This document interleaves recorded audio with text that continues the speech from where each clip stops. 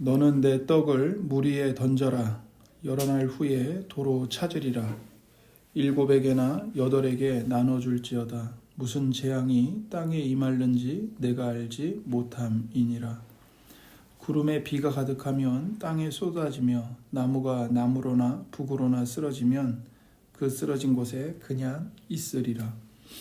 풍세를 살펴보는 자는 파종하지 못할 것이요 구름만 바라보는 자는 거두지 못하리라. 바람의 길이 어떠함과 아이 벤 자의 태에서 뼈가 어떻게 자라는지를 내가 알지 못함같이 만사를 성취하시는 하나님의 일을 네가 알지 못하느니라. 너는 아침에 씨를 뿌리고 저녁에도 손을 놓지 말라. 이것이 잘 될는지 저것이 잘 될는지 혹 둘이 다 잘 될는지 알지 못함이니라. 빛은 실로 아름다운 것이라. 눈으로 해를 보는 것이 즐거운 일이로다. 사람이 여러 해를 살면 항상 즐거워할지로다. 그러나 캄캄한 날들이 많으리니 그 날들을 생각할지로다. 다가올 일은 다 헛되도다. 청년이여 내 어린 때를 즐거워하며 내 청년의 날들을 마음에 기뻐하여 마음에 원하는 길들과 내 눈이 보는 대로 행하라. 그러나 하나님이 이 모든 일로 말미암아 너를 심판하실 줄 알라. 그런즉 근심이 내 마음에서 떠나게 하며 악이 내 몸에서 물러가게 하라. 어릴 때와 검은 머리의 시절이 다 헛되니라. 아멘. 저희가 읽은 성경은 구약 성경의 그 전도서입니다. 전도서는 총 12장으로 구성이 되어 있는데요. 전도서를 한 문장으로 요약한다면 아마 이 문장이라고 생각됩니다. 이해할 수 없는 세상입니다. 이해할 수 없는 세상. 전도서를 기록한 사람은 자신을 전도자로 소개합니다. 전도자는 사람의 이름이 아니고 설교자 혹은 하나님의 말씀을 가르치는 이 교사라는 뜻입니다. 이 사람은 우리는 이제 보통 그 전통적으로 솔로몬으로 우리가 이제 생각을 하는데, 이 사람은 하나님이 온 세상의 창조주요 모든 것을 하나님의 뜻대로 다스리고 계심을 믿는 사람입니다. 하지만 전도자는 지금 심하게 갈등하고 있습니다. 그 이유가 뭐냐면 자신이 믿는 이 하나님과 주변 세상에서 일어나는 현실이 조화가 되지 않고 있기 때문입니다. 하나님과 현실이 조화가 되지 않습니다. 그는 삶의 의미를 찾으려고 애를 썼지만 결국엔 극도로 좌절하고 절망합니다. 그는 오랫동안 하나님께 질문하고 왜 이 세상이 이러한가 탐구를 했지만, 그러나 그의 모든 노력은 헛됨과 무의미로 끝났다고 고백합니다. 삶은 아무 의미가 없다. 모든 것이 헛되고 헛되니 다 헛될 뿐이다. 그냥 연기처럼 사라질 뿐이다. 어떤 것들은 미쳐 돌아간다. 어딘가 의미가 있겠지만 도무지 그 의미가 무엇인지 찾을 수가 없다. 이게 전도자의 생각이었습니다. 그러나 이 전도자는 신앙을 버릴 수는 없었습니다. 바로 하나님이 창조주시고 하나님이 온 세상을 하나님의 공의로 하나님의 법으로 다스리고 계신다는 이 신앙, 하나님에 대한 신앙을 버릴 수는 없었습니다. 하나님이 여전히 세상 속에 계시고 여전히 어떤 식으로든 세상을 주관하신다는 것을 그는 세상 속에서 발견하고 싶어 했습니다. 하나님이 창조하신 생명은 선하고 하나님은 우리가 삶을 누리도록 선물로 주셨습니다. 이것이 창세기 1장과 2장에서 말하는 진리죠. 전도자는 이것을 믿고 있어요. 그러나 이와 동시에 우리는 어떤 세상에서 삽니까? 창세기 3장 아담이, 그러니까 온 인류의 대표자이자 머리인 아담이 하나님께 죄를 범하여 그 죄에 대한 저주를 받은 타락한 세상 속에서 살고 있습니다. 이것이 창세기 3장 이후의 세상이죠. 그래서 인간의 죄와 사탄적인 악이 우리 본성의 구석구석을 파고들어서 영향을 미칩니다. 그 죄의 파괴력은 역사와 세대가 거듭될수록 커집니다. 인류가 지식과 기술로 문화를 건설하지만 결국엔 인간의 죄가, 인간의 악이 사회와 문화를 더럽히고 파괴하고 창조 세계를 해칩니다. 이 세상은 헛되고 부조리하고 불의하고 이해할 수 없는 수수께끼 같은 일들이 너무 많이 일어납니다. 뿐만 아니라 아무리 내가 이 땅에서 정직하게, 성실하게, 지혜롭게 살아서 뭔가를 이룩했다 할지라도 결국 끝에는 뭐가 기다리죠? 죽음이 기다립니다. 사람이 아무리 위대한 것을 발견하고 발명하고 만들어도 그 어느 것도 무덤을 넘어가지 못합니다. 죽음을 넘어가지 못합니다. 그래서 모든 것의 끝에 죽음이라는 궁극적인 현실이 모든 사람을 기다리고 있고 집어삼키고 있습니다. 그래서 죽음이 결국에는 삶의 모든 기쁨과 모든 성취를 다 무의미하게 만들어 버립니다. 그래서 우리가 정말 정직하다면 이 전도자의 탄식, 전도자가 가지고 있는 이 번뇌에 우리가 공감하지 않을 수가 없습니다. 잠언은 명쾌하게 지혜로움과 어리석음을 대조합니다.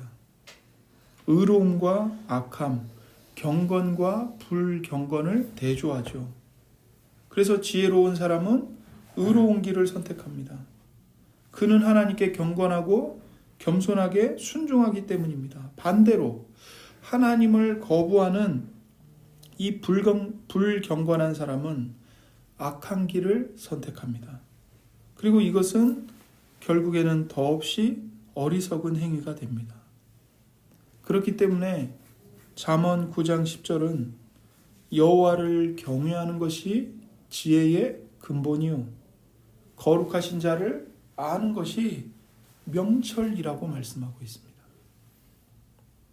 우리는 살아계신 하나님과의 관계가 올바를 때 우리 삶이 지혜롭고 의로우며 경건한 길을 가게 되고 어리석고 악하며 불경건한 길을 피할 수 있습니다. 이것은 틀림없는 사실이고 진리입니다.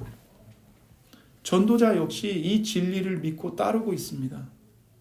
하지만 그가 삶을 정직하게 들여다보니 이 삶이 이처럼 그냥 선과 악, 의와 불의, 경건과 불경건함 이렇게 단순하게 이분법으로 양극단으로 구분이 되는 게 아닌 겁니다. 훨씬 더 복잡하고 불확실대가 많은 거죠. 그러므로 우리가 지혜와 의와 경건의 기본 진리를 받아들이지만 우리가 경험하는 세상은 어떤 세상입니까? 여전히 혼란과 어둠과 수수께끼가 너무 많습니다. 삶이라는 게 늘 순리대로 작동하지 않습니다. 때로는 어처구니 없는 일들이 일어납니다. 그래서 우리는 하나님께 질문하지 않을 수가 없는 겁니다. 답이 보이지 않는 이 현실에서 예수님을 믿는 신앙으로 산다는 것은 과연 무엇입니까? 믿음으로 하루하루를 살아간다는 것은 하나님 도대체 어떤 의미가 있는 겁니까? 질문할 수밖에 없습니다. 살다 보면 종종 어리석음이 지혜를 짓누르고 지배하는 모습을 봅니다. 절대로 권력을 잡지 말아야 할 사람들이, 어리석은 인간들이, 탐욕에 찌든 인간들이 권력을 잡고 세상을 지배하고 불의를 저지릅니다. 때로는 사고가 일어납니다. 분명히 범죄에는 반드시 형벌이 따릅니다. 그러나 선하고 평범한 일을 하는 사람에게도 갑자기 사고가 닥칠 수 있습니다. 전문가라고 해서 절대 해를 입지 않는 것이 아니죠. 일은 늘 잘못될 수 있고 때로는 치명적으로 잘못될 수 있습니다. 갑자기 알지 못하는 방향에서 난데없이 돌이 날라옵니다. 터무니없는 일이 일어나지만 받아들일 수밖에 없습니다. 세상은 법보다 주먹이 더 가깝습니다. 분명 하나님이 온 세상을 통치하시는데 하나님의 법보다 돈의 파워가 더 막강하게 느껴집니다. 돈이 만사를 해결합니다. 돈이 있으면 어디든지 갈 수 있고요. 뭐든 할 수 있고요. 뭐든 가질 수 있고요. 돈이 많으면 어떤 사람이든 부릴 수 있습니다. 이건 분명한 사실이에요. 그러니 이런 세상에서 과연 정직하게 성실하게 땀을 흘리며 일하는 것이 무슨 의미가 있을까요? 많은 사람들이 좌절과 분노와 혐오 가운데서 이런 질문을 던집니다. 그렇다면 우리는 도대체 어떻게 해야 할까요? 전도자는 이렇게 답합니다. 전도서 11장 5절입니다. 바람의 길이 어떠함과 아이 벤 자의 태에서 뼈가 어떻게 자라는지를 네가 알지 못함 같이 만사를 성취하시는 하나님의 일을 내가 알지 못하느니라. 우리는 어떤 재앙이 삶에 찾아올지 알 수 없습니다. 세상이 어떻게 돌아가는지 정확하게 예측할 수 없습니다. 그러나 전도자는 말합니다. 우리가 이해할 수 없는 세상 만사가 하나님의 손 안에서 성취되고 있다. 모든 일은 하나님의 일이고 하나님은 세상 만사를 주관하시는 하나님이십니다. 이것이 전도자가 말하려는 위대하고 긍정적인 사실입니다. 온 세상이 생명과 우주와 만유가 하나님에게서 비롯됩니다. 그리고 그 모든 것들은 하나님의 궁극적인 목적을 향해 나아가고 있습니다. 그러므로 하나님의 궁극적인 목적이 우리에게 숨겨져서 우리가 그 의미를 알지 못한다 할지라도 우리는 전능하신 하나님을 전적으로 신뢰할 수 있습니다. 우리는 더없이 예측 불가능해 보이고 임의적인 일이라 할지라도 하나님이 그 속에서 일하고 계신다는 것을 믿음으로 바라볼 수 있습니다. 하나님은 살아계시고 하나님은 선하시기에 우리는 결과를 하나님께 맡긴 채 믿음으로 살아가고 맡겨진 일들을 성실하게 감당할 수 있는 것이죠. 예수님이 재림하시면 예수님이 오셔서 인류의 역사와 우주의 모든 것을 완성하시면 그때는 우리가 다 보게 될 것입니다. 하나님의 궁극적인 목적이 무엇이었는지를 이 땅에서 내가 겪는 이 이해할 수 없는 모든 일들의 궁극적인 목적이 무엇이었는지를 그날에는 우리가 다 보게 될 것이고 알게 될 겁니다. 만사를 성취하시는 하나님의 일을 우리가 알지 못한다는 것이 우리가 삶에서 만나는 이 예측 불가능한 문제들을 포기하고 두 손 놓고 있어야 한다는 뜻이 아닙니다. 신앙은 회의주의나 허무주의적 숙명론으로 빠지지 않습니다.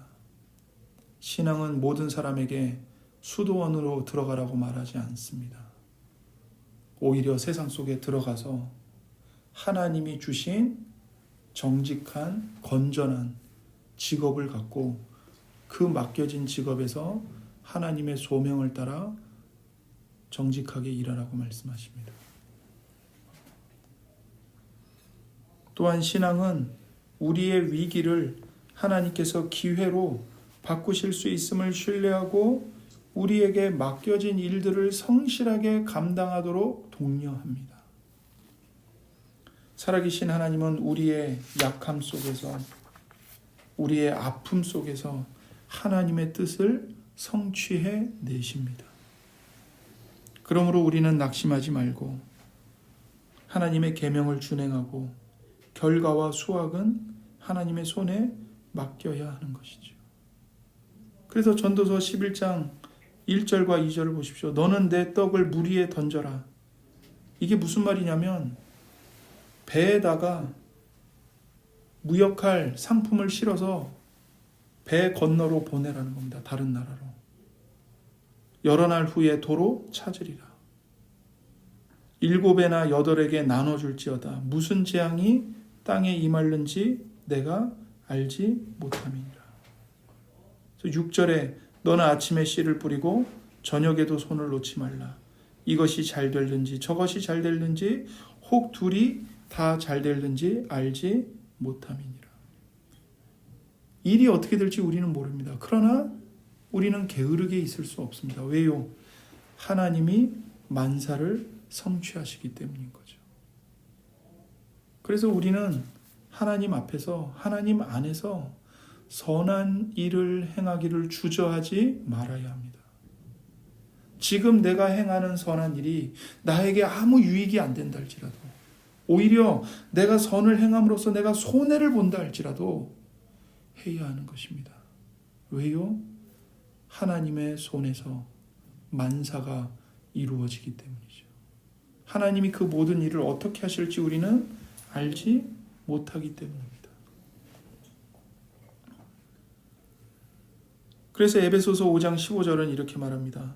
그런즉 너희가 어떻게 행할지를 자세히 주의하여 지혜 없는 자 같이 하지 말고 오직 지혜 있는 자 같이 하여 세월을 아끼라. 때가 악하니라. 그러므로 어리석은 자가 되지 말고 오직 주의 뜻이 무엇인가 이해하라. 때가 악하니까, 세상이 악하니까 뭐 이래도 망하고 저래도 망하는 거 뭐하냐. 먹고 마시자. 내일 죽을 건데 오늘 뭐 열심히 일해서 뭐하냐. 그냥 오늘 진탕 놀고 먹자. 그게 아니라는 거죠. 오히려 세상이 악하기 때문에 우리에게 주어진 모든 시간들을 하나님 앞에서 지혜롭게 살아야 한다는 것입니다. 지혜는 무엇입니까? 온 세상의 주님이신 하나님의 뜻이 무엇인가를 생각하며 하나님의 뜻을 따라 사는 것. 이게 지혜입니다. 하나님은 참으로 만사를 성취하시는 하나님이십니다. 그러므로 우리가 궁극적으로 향할 곳은 단 하나, 하나님뿐입니다. 우리의 창조주요 궁극적 심판자이신 하나님의 주권을 염두에 두고 기뻐하고 기억해야 합니다. 전도서 11장 9절과 10절을 보십시오. 청년이여 내 어린 때를 즐거워하며 내 청년의 날들을 마음에 기뻐하여 마음에 원하는 길들과 내 눈이 보는 대로 행하라. 그러나 하나님이 이 모든 일로 말미암아 너를 심판하실 줄 알라. 그런즉 근심이 내 마음에서 떠나게 하며 악이 내 몸에서 물러가게 하라. 어릴 때와 검은 머리의 시절이 다 헛되니라. 하나님의 심판이 기다리고 있습니다. 준비해야 합니다. 현재를 즐기되 미래의 시선을 고정하십시오. 하나님을 만나기를 준비해야 합니다. 두려울 것이 없도록 준비해야 합니다. 하나님이 지금 이곳에 계십니다. 우리는 궁극적인 미래, 바로 죽음 너머에 다가오는 미래에 우리의 시선을 고정한 채 오늘을 살아야 합니다. 하나님은 태초에 천지를 창조하신 창조의 주인이십니다. 최후의 심판자이십니다. 하나님이 시작이고 끝입니다. 하나님이 처음이고 마지막입니다. 하나님이 A이고 하나님이 Z이십니다. 우리의 짧은 인생은 하나님에게서 시작하고 하나님에게서 끝나는 이 거대한 이야기 속에 담겨 있는 겁니다. 하나님을 경외하고 하나님의 통치 아래에서 순종하며 사는 것은 우리의 삶을 망치는 길이 아닙니다. 자유를 억압하는 길이 아닙니다. 오히려 풍성하고 고귀하게 하고 참 자유를 누리게 하는 길인 거죠. 전도서 12장 13절과 14절을 보십시오. 전도서의 마지막 말씀입니다. 일의 결국을 다 들었으니 하나님을 경외하고 그의 명령들을 지킬지어다. 이것이 모든 사람의 본분이니라. 모든 사람의 본분, 바꿔 말하면 모든 인간의 완성이라는 겁니다. 완결이라는 겁니다. 인간의 총화, 전 인격이라는 것입니다. 무엇이요? 하나님을 경외하고 하나님의 계명들을 순종하는 것. 이것이 인간의 완성입니다. 하나님은 모든 행위와 모든 은밀한 일을 선악간에 심판하시리라. 우리는 스스로의 힘으로 최후 심판을 완전하게 준비할 수 없는 죄인입니다. 우리가 아무리 최선을 다한다 해도 우리는 우리의 마음 깊은 곳을 꿰뚫어 보시는 하나님의 심사를 피할 수 없습니다. 그러므로 우리는 나 스스로 훌륭해지려는 노력을 버려야 합니다. 내 돈으로 내 구원을 확보하려는 노력을 버려야 합니다. 우리는 오직 예수님께 달려가야 합니다.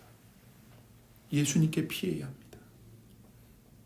예수 그리스도를 의지해야 합니다. 나를 사랑하사 나를 위하여 나의 모든 죄악을 대신 갚아주시고 십자가에 못 박히신 예수 그리스도.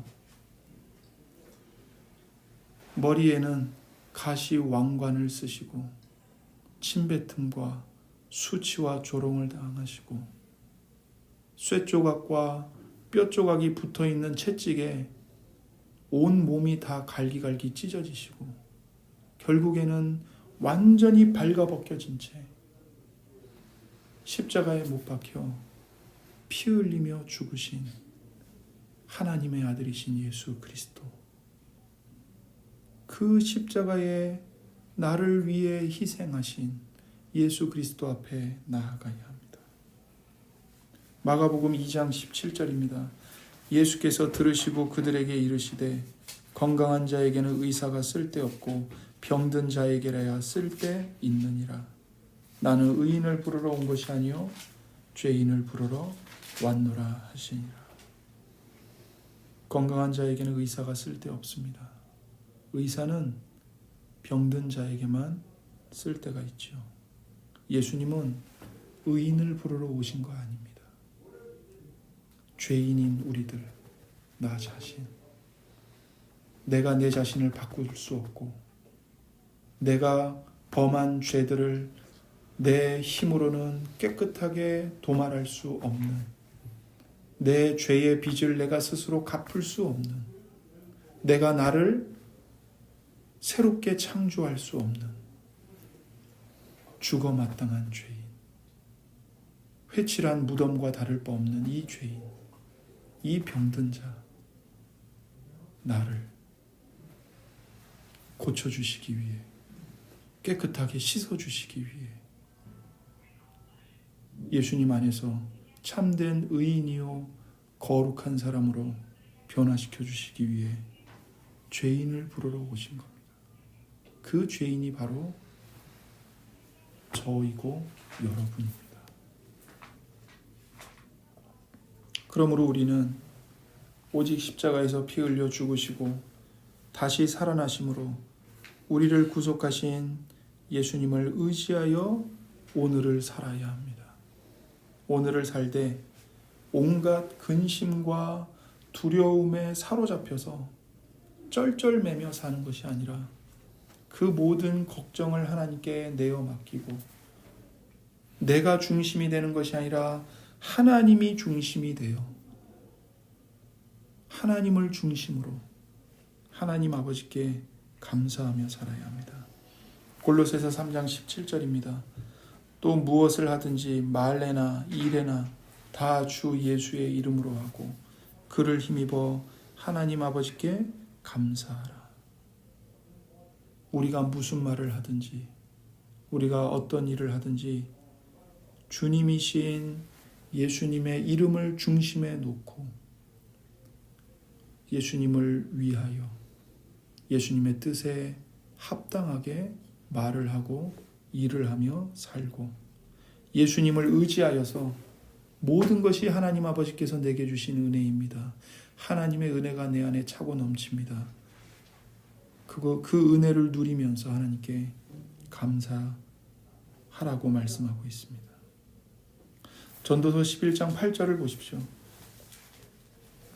전도서 11장 8절. 사람이 여러 해를 살면 항상 즐거워할지로다. 9절을 보십시오. 10절을 보십시오. 그런즉 근심이 내 마음에서 떠나게 하며 악이 내 몸에서 물러가게 하라. 사람이 이 땅에서 살 때 하나님께서 주신 선물이 있다고 말합니다. 그게 뭐냐면 즐거워하라는 것입니다. 하나님이 주신 은혜를 기뻐하라는 겁니다. 이 말씀은 어차피 이 세상이 어떻게 돌아가는지 알지 못하니 그냥 오늘 먹고 마시자, 쾌락을 탐닉하자, 그런 뜻이 아닙니다. 이 말씀은 하나님이 온 세상을 창조하셨고 만사를 하나님이 다스리고 계시니 하나님께 모든 근심을 내어 맡기고 하나님이 주시는 은혜를 기뻐하면서 하나님께 감사하며 살아라, 이 뜻입니다. 그래서 신약 성경은 이 말씀을 이렇게 얘기합니다. 빌립보서 4장 4절입니다. 빌립보서 4장 4절 한번 펴볼까요? 빌립보서 4장 4절. 신약 322쪽에 있습니다. 빌립보서 4장 4절입니다. 4장 4절부터 7절까지 보겠습니다. 주 안에서 항상 기뻐하라. 내가 다시 말하노니 기뻐하라. 너희 관용을 모든 사람에게 알게 하라. 주께서 가까우시니라. 아무것도 염려하지 말고 다만 모든 일에 기도와 간구로 너희 구할 것을 감사함으로 하나님께 아뢰라. 그리하면 모든 지각에 뛰어난 하나님의 평강이 그리스도 예수 안에서 너희 마음과 생각을 지키시리라. 아멘. 주 안에서 항상 기뻐하라는 겁니다. 기뻐할 일이 없는데 어떻게 기뻐할 수 있을까요? 아무것도 염려하지 말고 다만 모든 일에 기도와 간구로 너희 구할 것을 감사함으로 하나님께 아뢰라. 그리하면 모든 지각에 뛰어난 하나님의 평강이 그리스도 예수 안에서 너희 마음과 생각을 지키시리라. 하나님께서 우리를 지키고 계십니다. 그러니까 근심과 걱정을 짊어 안고 가지 말라는 겁니다. 모든 근심, 두려움 하나님께 기도로 감사함으로 아뢰라고 말씀합니다. 데살로니가 전서 5장 16절입니다. 항상 기뻐하라. 쉬지 말고 기도하라. 범사에 감사하라. 이것이 그리스도 예수 안에서 너희를 향하신 하나님의 뜻이니라. 이것이 모든 성도, 예수님을 믿는 모든 사람들에게 주시는 말씀입니다. 실은 모든 사람이 예수님을 믿어 이러한 삶을 살아야 합니다. 예수님 때문에 항상 기뻐하고 문제가 있든 없든 항상 하나님께 은혜를 간구하고 기도하고 우리가 어떤 일을 만나든 그 모든 것이 합력하여 선을 이룰 것을 믿기에 하나님께 감사하며 사는 것. 이것이 그리스도 예수 안에서 나를 향하신, 우리 모두를 향하신 하나님의 뜻인 것이죠. 이 모든 것이 가능하게 하는 것은 하나님의 은혜입니다. 우리의 노력이 아닙니다. 우리의 종교적인 행위가 아닙니다. 십자가에 못 박히신 예수 그리스도 안에서 하나님이 우리를 얼마나 사랑하시는지,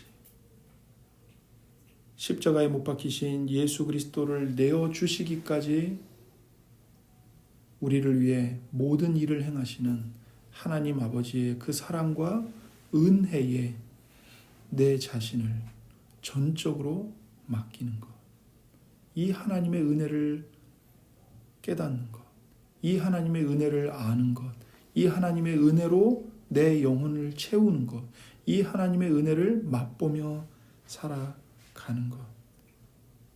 하나님의 은혜를 알 때 우리는 비로소 기뻐할 수 있고 기도할 수 있고 감사할 수 있는 겁니다. 그러니 우리가 구할 것은 하나입니다. 하나님, 십자가에 못 박히신 예수 그리스도 안에서 하나님 아버지의 은혜를 제 영혼에 부어주세요. 하나님의 은혜를 제 영혼에 채워주세요. 가난하고 고통과 근심으로 찌들어 있고 죄책감으로 눌려 있고 여러 가지 문제들로 영혼이 산산조각난 제 영혼에 하나님의 은혜를 부어주세요. 하나님의 은혜로 제 영혼을 부유하게 해주세요. 하나님의 은혜로 제 영혼이 강건하게 해주세요. 하나님의 은혜로 하나님의 말씀과 하나님 아버지의 사랑을 깨닫게 해주세요. 은혜를 부어달라고 기도해야 합니다. 우리가 평생 주님을 위해 노력하더라도 그 모든 결과를 보장받을 수 없을 것입니다. 우리는 예측할 수 없는 이 세상에서 살아갑니다. 그럴지라도 우리는 하나님의 말씀에 순종하고 선을 행하며 땅을 갈고 씨를 뿌릴 것입니다. 우리가 만사를 성취하시는 하나님께서 태초에 세상을 창조하셨고 모든 피조물을 하나님의 주권으로 통치하고 계시며 마지막에 모든 피조물과 만사를 하나님의 공의와 자비로 심판하실 것을 믿기 때문입니다. 여러분과 저의 이 작은 이야기는 바로 이 더 크신 하나님의 이야기에 속해 있습니다. 그 속에서 하나님은 하나님의 영광에 참여하라고 우리를 부르고 계십니다. 너를 위해 내 아들까지 내어주었다. 십자가에 못 박힌 내 아들 예수 그리스도를 바라보고 예수 그리스도 앞에 나와라. 그리고 내가 너에게 주는 모든 은혜와 기쁨을 마음껏 배부르게 시원하게 먹고 마셔라. 우리를 초대하고 계십니다. 이 시간 우리 모두가 십자가에 못 박히신 예수 그리스도 앞에 나아가 기도하기를 원합니다. 함께 기도하실 때에 하나님 아버지, 우리가 하는 모든 일에서 하나님의 사랑과 지혜로 우리를 이끌어 주세요. 하나님의 도우심으로 우리의 모든 삶이 하나님 안에서 시작되고 지속되며 열매를 맺고 영원하게 해주세요. 십자가에 못 박히신 예수 그리스도 안에서 저의 모든 허물을 용서하시고 영원한 생명과 기쁨과 은혜를 저에게 주세요. 우리 삶에서 오직 하나님 아버지의 거룩하신 이름을 영화롭게 하게 해주세요. 이 시간 함께 기도하겠습니다. 하나님 아버지 감사합니다. 오늘 우리에게 들려주신 이 말씀이 성령 하나님에 의하여서 우리 마음에 심겨지게 하시고 성령 하나님께서 하나님의 말씀을 가지고 우리 마음속에 역사해 주셔서 우리가 온 마음을 다해 십자가에 못 박히신 예수님을 바라보고 예수님께로 달려갈 수 있도록 은혜를 베풀어 주옵소서. 하나님, 정말 하나님이 없는 이 세상을 생각하고 바라볼 때마다 이 세상이 얼마나 허무하고 무의미하며 또한 얼마나 무질서와 혼란 속에서 지옥을 향해 달려가고 있는지를 보게 됩니다. 정말 하나님이 살아계시지 않는다면, 정말 예수님이 우리를 위해 십자가에서 우리의 모든 죄에 대한 속죄를 대신 치러주시지 않았다면, 이 땅에서 우리가 숨을 쉬고 밥을 먹고 땀 흘려 일하고 뭔가를 건설하고 이룩하는 게 다 무슨 의미가 있겠습니까? 하나님, 우리를 죽음이라는 궁극적인 현실이, 최후 심판이라는 궁극적인 현실이 우리를 기다리고 있음을 잊지 말게 해 주옵소서. 그 무덤과 죽음을 넘어가지 못하는 쓸데없는 것들, 헛된 것들, 배부르게 하지 못할 것들에 우리의 돈과 생명과 시간을 쏟아붓지 말게 하시고, 오직 우리의 영원한 참 생명이시오 창조주이시오 구원의 주님이신 하나님 아버지와 예수 그리스도를 발견할 수 있도록 도와주시옵소서. 우리가 스스로 예수님 앞에 나아갈 수 없사오니 예수님 우리에게 찾아와 주시옵소서. 빛이신 예수님께서 이 어두운 세상에 잃어버린 자들을 찾기 위하여 이 땅에 내려오신 것처럼 오늘 이곳에 여기에 있는 우리의 영혼에 예수님이 찾아와 주시고, 예수님이 삭개오를 부르시고 삭개오를 구원하신 것처럼, 예수님이 베드로와 여러 제자들을 불러주신 것처럼, 주님 우리의 영혼을, 우리의 이름을 불러주시고 우리의 이름 그대로, 우리의 영혼의 민낯 그대로 우리를 만나주시고 우리의 모든 더러운 죄를 예수님의 피로 깨끗하게 씻어주시며 우리의 모든 두려움과 분노와 원망과 걱정과 시기와 경쟁심과 죄책감과 지배욕과 열등감과 자기 집착과 자기 연민을 다 가져가 주시고 오직 예수님의 의와 거룩함과 예수님의 마음과 예수님의 겸손과 참된 죄사함의 은혜와 믿음과 소망과 사랑을 우리 영혼에 가득 채워 주시옵소서. 감사합니다. 오늘 이 말씀으로 인하여 우리의 영혼이 변하고 우리의 삶이 변하여 이후에 우리의 삶이 하나님의 은혜를 기뻐하고 즐거워함으로 하나님을 영화롭게 하는 삶을 사는 우리 모두가 될 수 있도록 이 시간 이 말씀과 성령님으로 우리에게 은혜와 복을 충만하게 부어 주시옵소서. 감사하며 우리 구주 예수님의 이름으로 기도드립니다. 아멘.